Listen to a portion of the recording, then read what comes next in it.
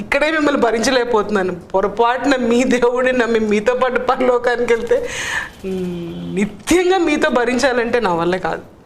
దానికి ఆ భయానికే నేను మీ నుంచి దూరంగా ఉండాలి నేను కోరుకుంటున్నాను.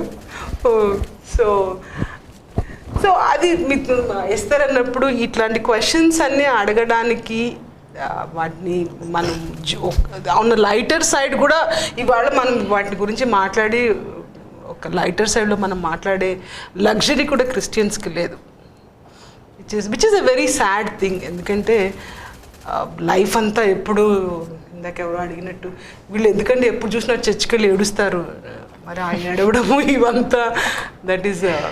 మీరు ఎప్పుడన్నా కన్నీటి ప్రార్థన చేశారా? లేదండి బాబు, నాకు చుట్టూ అందరు చేస్తుంటే ప్రెషర్ అయ్యేది, అయితే వీళ్ళందరూ ఏడుస్తున్నారు నాకేంట్రా బాబు ఏడుపు రావట్లేదు. అంటే మీకు జీసస్తో సరైన అటాచ్మెంట్ లేదు అయితే? ఆయన నన్ను ఎంచుకోలేదండి, నన్ను